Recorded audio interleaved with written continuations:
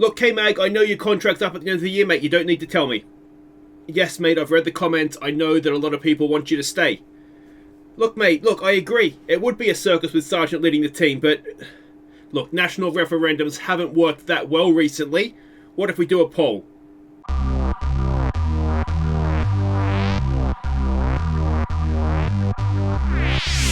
Hi guys, I'm Aussie Villain and welcome back to Kicking Haas. Today we have the British Grand Prix, which is very, very exciting.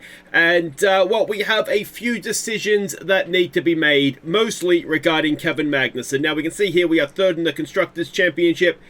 We are second with K-Mag. We are 10th with Logan Sargeant. Now, the reason that this is coming to a head, if we go and have a look at the inbox here, Kevin Magnussen's contract ends soon. He is done at the end of the month. And this begs the question, do we keep K-Mag on for future seasons? Now, the only reason that I'm hesitant about doing this is that I sold the series as we're going to put American drivers into Haas, and I don't like going back on what sort of the initial plan was, but I'm absolutely loving K-Mag. I mean, I get the sense that a lot of you are as well, but sometimes there's a silent majority.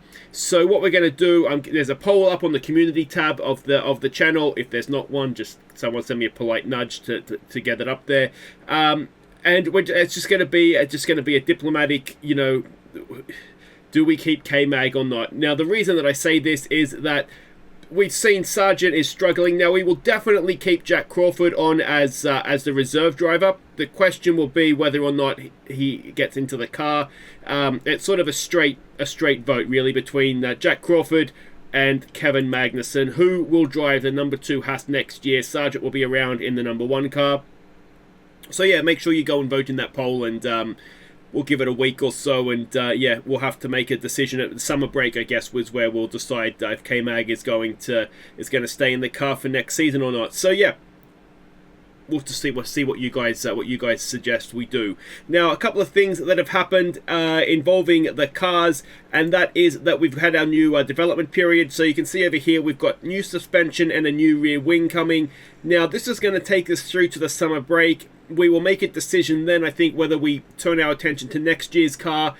I think if K-Mag is still in a bit of a championship battle, then I think we've got to go with him and try and we've got to try and keep developing the car, don't we? So yeah, we'll make that decision at the summer break when these decisions are usually made. But we'll wait and see what happens on that front. The drivers, we don't have any development points for anybody except for young Jack Crawford. So we'll go and stick that into braking for him, and we'll just keep developing him as best as we can.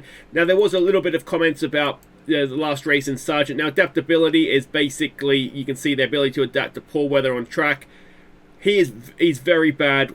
As I said during the race, I've made no attempt to try and improve it, so I'm not going to judge him on that at all. That is very much on me. I mean, you could argue it's on him as a driver, but we've made no attempt to try and improve it.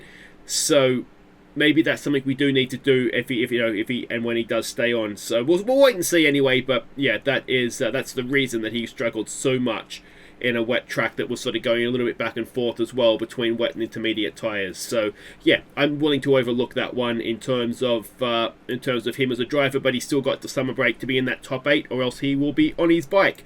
Now let's have a look here. We don't have any staff with development points. We are looking into a new head of aero. 78 is not the highest rating, and as a team that's coming third in the constructors, we could probably do a little bit better there. So we'll continue to look around and see what we can do on that front as well for next season.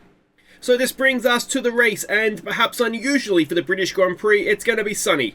It seems to be sunny there every year, actually, except for last year when my dad and I went, when it was absolutely freezing and raining most of the time, except for the Formula 1 race, when it would have been good to have a little bit more rain. But anyway, qualifying was wet, so I guess I can't complain too much, can I? So let's have a look at what we're expected to do here. Qualifying position, both cars in the top 8 is, it's doable. it's doable. We'll say that. Fastest lap, we'll go for it. I mean, we're getting a few fastest laps this year. We need one car in the top 10, 2 more races, and we need one car in the top 10 for a few more here to get the qualifying streak. So yeah, everything there is looking fairly good. The track, as we go and have a look at this. I don't think we did we? So lap record was Verstappen in 2020. There's the qualifying sectors. So red sector 1, blue sector 2, yellow sector 3. Silverstone, it's a fast track, isn't it? There's a couple of sort of slower traction zones, slower corners and traction zones, but for the most part, fast flowing, and maybe not something that'll suit our car brilliantly, but we'll see how we go. Time considerations, it's a relatively short stop here. That's because if you go back to the track map here, is it going to let me go over here?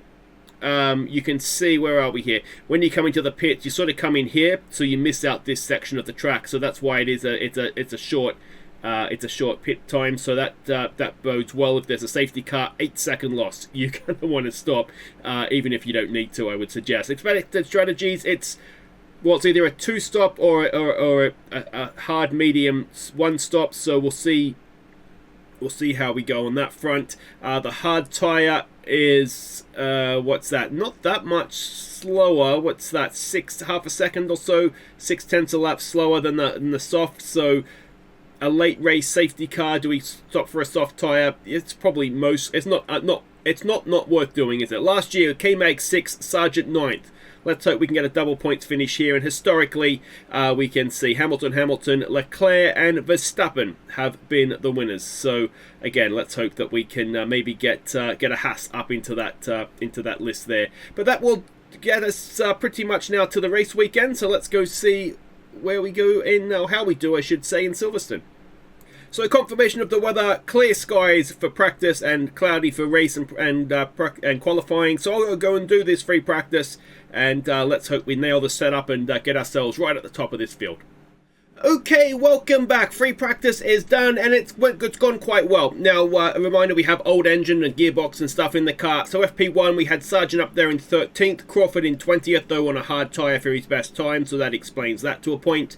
FP2, we had K-Mag in the car. He came in 13th. If we just drop down, Sargeant there in 15th. I've got to say, to be sort of 8.5 tenths off the pace, so with the old parts in, is relatively promising, I would say.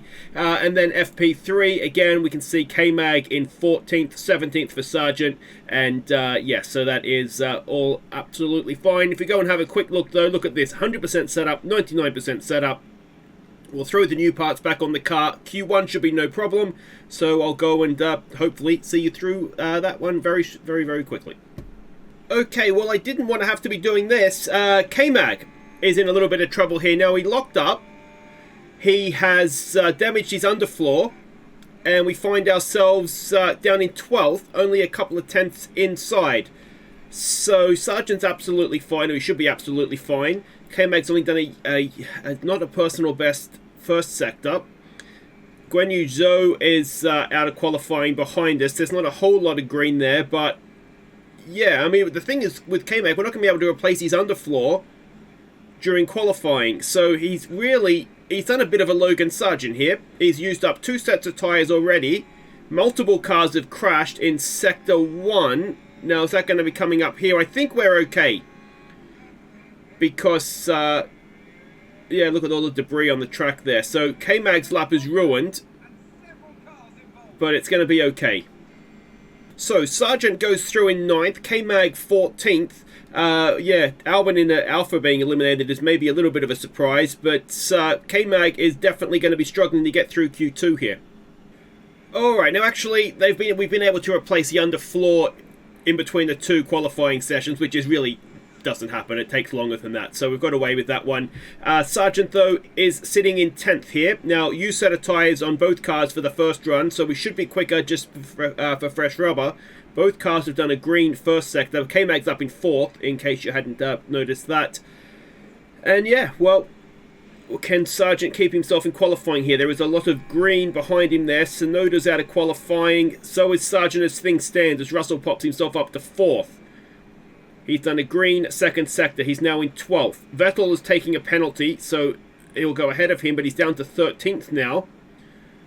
Let's see what Logan can do. Can he keep himself alive in qualifying? He can. He goes 7th. And K-Mag 6th. Oh, it's the old Logan Sargeant. When we all briefly had hope in him, he's ended up 8th. So he's 8th. K-Mag 6th, obviously going ahead of him. But both cars through to Q3 relatively comfortably. So this isn't great. First run, K-Mag, for the second time in qualifying, has dropped it. Hopefully no damage this time. Alright, now we've tried to, so I did try to send K-Mag out first just to try and avoid any sort of risk of a yellow flag here, because his time is obviously way off the pace, but we weren't able to, I was too late on trying to think to do that, to try and play it safe, so we're sort of mid-pack with him, Sargeant at the back, so green first sector. I mean, it's going to be a personal best for K-Mag, isn't it? Both drivers are on new tyres as well. Sargeant is there in 7th. And let's have a look and see what we've got in terms of other sectors there. Not everybody going faster. We are on board, in case you didn't notice, with Kevin Magnussen as well. I mean, the green sectors mean nothing. He is obvious, although he didn't spin until the final corner here. So the fact he is doing personal best through that first two is probably actually a very good sign. Let's see where he can pop himself on the grid here. He goes 6th. Maybe a little bit disappointing. Sargeant, he is going to be 8th. So the same as Q2. So it'll be 6th and 8th that we start the Grand Prix from. Hopefully a little bit of strategy, we can move ourselves up. In terms of K-Mag's Drivers' Championship hopes, Verstappen's on pole, so that's not great. But as we've seen time and time again, it is the race where this Haas comes to life. And so let's have a look at what we can do in strategy here. That is an unnecessary 2-stop. It's a 1-stop race, isn't it? It's a 1-stop race, and if you happen to get yourself onto a soft tyre at the end with a safety car in here somewhere, then so be it. But yeah, it's a slam dunk, 1-stop race, medium to hard. Yeah, I don't think we need to do anything else, to be honest. There's an argument you could start on a hard tyre, but yeah, I think you're just going to drop a little bit of pace or some places early on in the race when you really don't want to be doing it. So yeah, it could be a little bit of a boring 1-stop, but there's almost certainly going to be something happens, and let's hope that it happens in our favour. Alright, here we go, the British Grand Prix. Sunny skies. Let's see what we can do. There's our two Haas's there. Line astern. We'll jump on board. We're on board with Sargeant. We've got K-Mag in front of us. Somebody's got an absolute belting start. Gasly, who has looked so good at times in that Alfa Romeo. And he's jumped ahead, and we've got somebody else on our inside there that has got past us. So both cars have dropped a spot off the line, which is not really... Oh, and a little bit wide there for the Alpine of Ocon, but he's able to keep the upper hand here. And there's no way really past here, and we can see in front that we've got Magnussen all over the back of Pierre Gasly as well. Let's jump on board here and see Verstappen leading the race. We've got to find a way to get up to him, don't we? Can we stick a move into the chicane here? No. So, solid enough, but not ideal as Gasly sets the fastest lap. But of course that means nothing. Oh, we're having a little bit of a go. Now, is he on a medium or a hard tyre? Let's have a look at the tyres. No, everybody's on a medium apart from 2 at the back. So, yeah, it's everybody. It's going to be a straight race unless there's a safety car, isn't it? So we'll hope that that maybe that comes to our rescue a little bit later on there. And, yeah, well, we need to get Gasly out of the way, get up onto that lead group, and hope that Verstappen doesn't run off into the distance here. But the early signs are that perhaps we're just a bit of an average car at this track, as DRS becomes enabled, and we'll see if that gives us something to play with as we go look down the outside of Gasly. We're not going to have the perfect line here, but we will have the inside for the next 2 corners, and K-Mag is going to stick a move on. And that should be us up into P6 with DRS as well to pull away. So good move there. And can we get past Ocon as well? He is proving to be very stubborn for Sargeant. But you think maybe Sargeant just needs to be a little bit patient here and maybe let the race come to him a little bit. Okay, so the race is settling down. We're just not quick enough. Magnussen and Gasly are going back and forth. Now, Leclerc did spin, so that's why Magnussen's up a spot. If he can tag, you can see Leclerc is just in front of Sargeant at that sort of train there. If if DRS can sort of pull Sargeant along with him, then it could get him sort of clear of that. And it looks like it might easily not quite ahead of DRS on Ocon yet, but that is looking a little bit more promising for Sargeant. He just needs to go with Leclerc, as I say. And yeah, Magnussen is just kind of sitting behind Gasly and losing a little bit of time right now. I wonder if there's an argument to say we need to harvest some DRS with Magnussen, as he's just got ahead of him. Oh, and it's a Sargeant lockup. And, well, it's going to drop him back out of the points. And, yeah, well, Logan, you're not helping yourself, mate. Alright, we have pit stops happening. Now, this is a little early, I would have thought. So, do we have some... They're all going onto a hard tyre. I'm surprised, because we were just sort of doing the standard strategy, were we not? And a hard tyre is not going to get to the end. I wouldn't have thought. So I'm a little bit confused what is going on. So we've got a yellow flag somewhere, but it's not either of our guys. Sainz has spun, so that will actually help our guys, because Sainz was ahead of us, I believe. As we enter our pit window, we will push on these tyres a little bit more now. And, well, yeah, like I say, I'm a little bit confused what the AI is doing here. But it's not really our problem, is it? Let's just run our race and see what happens. Okay, now we are the last two cars to come in and pit. So in comes Sargeant. We're going to stick Magnussen in this lap. I didn't want to risk a double stack, and Magnussen had a little bit more left on his tyres. So that's why we've done this.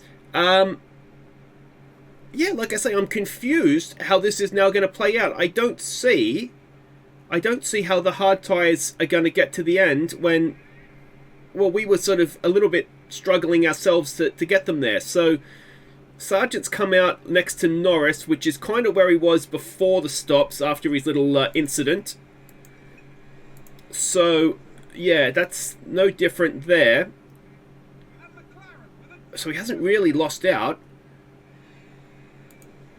And K-Mag is going to come in now. And let's see. He's going to come out behind Verstappen. That is for sure.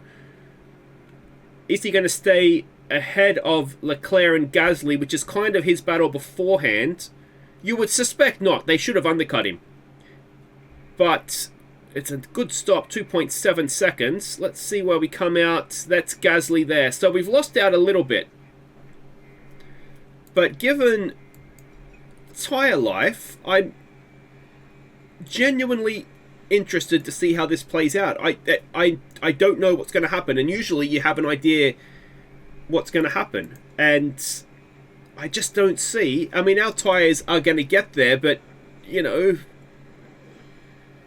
interesting, very, very interesting.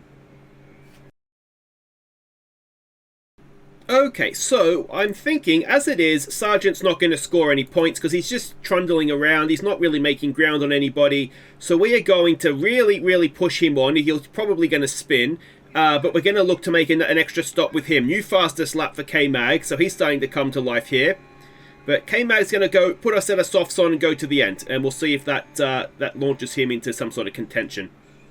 Okay, so here's what we're going to do with Sargeant. It's going to be hard push on the hard tyre, then moderate push, you know, just to try and get the softs to the end. And, yeah, we'll just kind of see. I'm not convinced that everybody else isn't going to do another stop. And if they aren't going to do another stop, then they're going to be really, really struggling to get to the end. But as things stand, I mean, Sargeant was not able to pull away from the McLarens. Pushing on like this, he has been able to. There's a yellow flag in Sector 3. Which doesn't appear to affect either of our cars, and it's Mick Schumacher, unsurprisingly, perhaps. So yeah, we'll see how this strategy goes. He is making a lot of time on the cars in front, and he's pushing to the end. So let's see if he can make up for that mistake. All right. Interestingly, Alonso has just come into the pits, so it moves him into the points. I do wonder now, could he get to the end, take a point, but.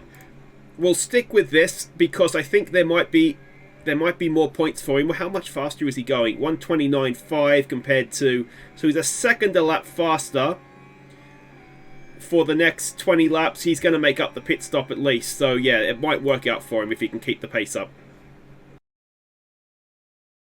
Alright, now Verstappen. Okay, so everybody else is pitting again. Everybody else is pitting again. Now this makes me a little bit question the strategy with Sargeant. But K-Mag is now directly behind Max Verstappen. Now I'm assuming Verstappen is going to be on a soft tyre or a medium. He's on a medium. So this might still work out okay for Sargeant. It'll be interesting now. He's up to 6th. If we were to... Hang on, let's just have a look. No, he can't. I was wondering if we were to sort of lay off, but he's used too much of his tyre already. But let's see if we can keep K-Mag behind Verstappen. He could be on for a result here yet. He could be, but if he can keep this DRS, that could be the make or break of his race, I think. Yeah, and I think he may have just lost it. But, you know, if we can follow Verstappen home here, then that wouldn't be a terrible thing, although Perez might have something to say about that. But could K-Mag yet end up on the podium with a one-stop? Okay, so in comes Logan Sargeant for his stop to go onto the soft tyres. This is crucial. He's currently 5th. Where is this going to bring him out? He was in 10th. So hopefully no worse than that. On go the soft tyres. He has dropped down to 12th. Behind the 2 Alpines, but crucially on a soft tyre. Let's see what he can do. If we look at everybody else's stops, so Tsunoda, Norris have not stopped, so he could potentially gain places there, but he's got a tyre advantage. You know, everybody else is on a medium that stopped for a second time. So, yeah, well, let's see how this plays out for him. Alright, so we've got Sargeant right behind the Alpine here of Fernando Alonso. A little bit of overtake. That should be that done. And he will now close in on Tsunoda and Ocon in front, and that would be points. So it's looking okay here for Sargeant. It's looking okay. 10th is, of course, where he was before the stop. So anything he gains on top of that, we'll call it strategic genius. Alright, lap 43, and we have caught Tsunoda. Again, we'll go on to the overtake. We should get this done relatively comfortably down the back straight, although he does have DRS himself. So that's not ideal. We don't want to let Ocon get too far away. That looked a little sneaky there from Tsunoda, didn't it? A little bit of a late move. But coming onto this back straight, surely he's not going to have DRS, and it should be a little bit of a sitting duck situation. Down the outside we go. Job done. Next target is Ocon in 10th, and back to the points. So a stunning overtake from Logan Sargeant out of absolutely nowhere. It was a dive down the back straight. I would have called it live otherwise. I didn't think he was going to be able to get a move done, but he proved me wrong. Into the points we go. Alright, we have a lap and a half to go. K-Mag currently 3rd, and you can see behind we have Leclerc and Russell, who have been catching him very, very quickly, sort of almost a second a lap, if not a little bit more. And we need to stay out of DRS range. We are ripping into the tyres with what's left because there's no point saving anything. Verstappen has just started the last lap. He's gone back to the lead, and we're not quite done yet with Sargeant in the points because Ocon, annoyingly, has clung on to the back of him. So both drivers, K-Mag for the podium and Sargeant for the points, have got a very tough battle on their hands here for the final lap of this race. And Sargeant, you can see, is very, very marginal on petrol as well. But let's hope we can see this through. This is one DRS zone here. We are 0.3 of a second to the good. And Leclerc looks like he's a little bit more concerned about keeping Russell behind him right now than he is about getting past. Oh, and Sargeant has fallen behind. Overtake, mate. Can he get it back? Can he get it back? Can he get it back? Oh, he's not quite going to do it, is he? He's come so far. And he's going to, at the last hurdle, miss a point. a couple more laps, and I think we really would have we could have got Norris and a couple of the other one-stoppers there. But let's go jump on board here. We've got no point-saving tyres now, mate. Let's absolutely rip into this. We've got K-Mag coming around the final corner. He is about to finish third. So K-Mag on the podium. But what can Sargeant do? Can he do anything about Ocon here for a point? You might as well go for it, mate. You got nothing to lose. Oh, and he has fallen agonisingly short. 11th for Logan Sargeant.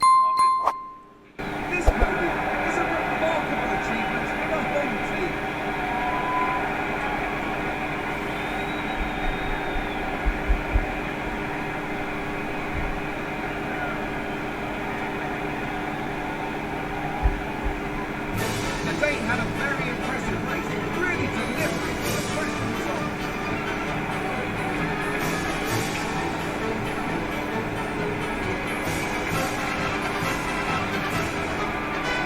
So there we go, K-Mag up 3 to 3rd. He is an absolute star, isn't he? And Logan Sargeant, well, that is a big kick in the nuts because he's got to get to that top 8 or else he is getting dropped.